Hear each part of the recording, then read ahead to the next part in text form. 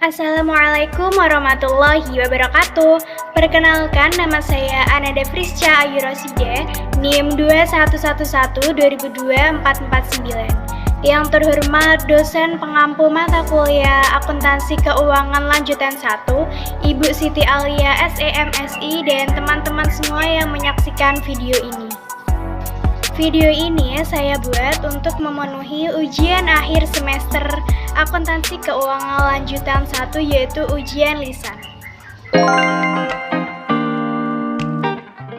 Jadi gini, dalam perusahaan yang berafiliasi, anak perusahaan bisa mempunyai lebih dari satu jenis atau golongan saham yang beredar, yaitu saham biasa dan saham utama atau saham prioritas. Nah, apabila terjadi semacam itu, induk perusahaan dapat membeli kedua jenis saham yang beredar milik anak perusahaan tersebut. Misalkan nih, PTR membeli saham yang beredar milik PTS yang terdiri dari 500 lembar saham utama dan 1000 lembar saham biasa. Nah, di sini PTR sebagai induk perusahaan dan PTS sebagai anak perusahaannya.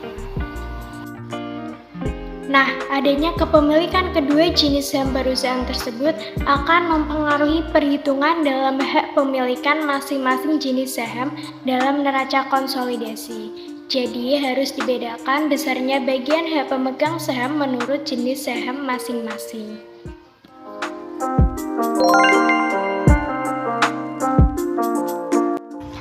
Perlakuan akuntansinya terhadap penjualan barang dagangan antara induk dengan anak perusahaan ini harus mengeliminasi atau menghapuskan laba atau rugi yang timbul.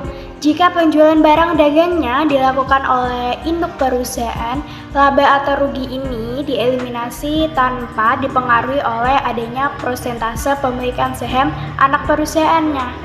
Jadi kebalikannya, kalau anak yang menjual, maka laba atau rugi yang diakui oleh anak perusahaan ini akan mempengaruhi hak induk perusahaan. Jadi, besarnya persentase pemilikan saham anak perusahaan ini akan berpengaruh dan jurnal eliminasinya nanti akan melibatkan rekening anak perusahaan dan induk perusahaan.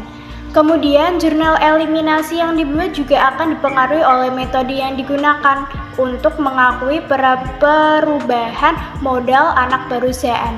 Apakah menggunakan metode ekuitas atau menggunakan metode cost. Selanjutnya, barang dagangan yang dibeli PT Induk ke anak perusahaan atau sebaliknya harus dicatat sebesar harga pokoknya.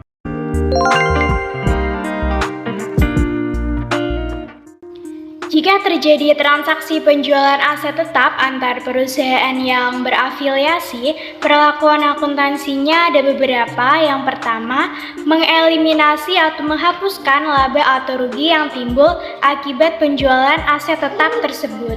Yang kedua, aset tetap yang dicatat oleh perusahaan pembeli harus dikurangi nilainya menjadi harga pokoknya semula. Kenapa kok dikurangi?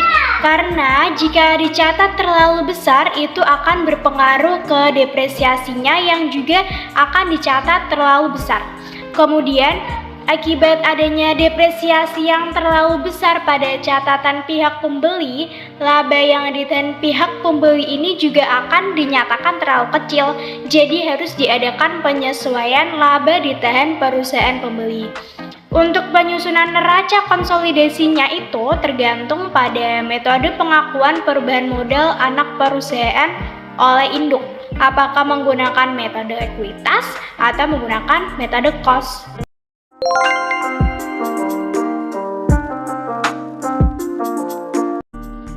Perlakuan akuntansinya, jika penjualan obligasi antar perusahaan afiliasi itu harus melakukan eliminasi pada kertas kerja.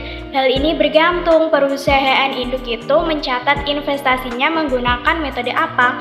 Jika perusahaan induk itu mencatat investasi saham dengan metode equity atau ekuitas, akun yang harus dieliminasi itu terdiri dari yang pertama ada investasi obligasi pada anak perusahaan, investasi saham pada anak perusahaan, kemudian utang obligasi sebesar nilai nominal yang dijual kepada perusahaan afiliasi, ada disagio atau agio obligasi, dan ada akun laba ditahan anak perusahaan yang dimana ini selisih atas amortisasi agio atau disagio.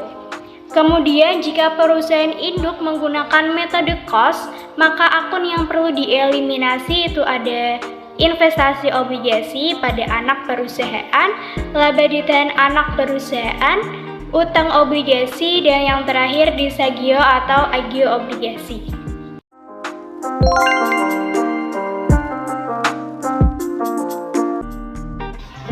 Jika menggunakan metode ekuitas, maka setiap kondisi yang menyebabkan perubahan modal anak perusahaan akan selalu diikuti dengan cara melakukan pencatatan, terutama dalam hal anak memperoleh laba atau rugi, anak membagikan dividen, ataupun terjadi perubahan kekayaan lainnya.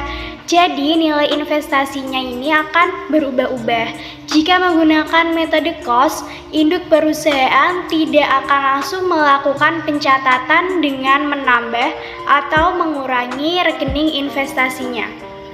Tetapi laba atau rugi anak perusahaan baru akan diakui oleh induk perusahaan pada saat akan disusun neraca konsolidasi.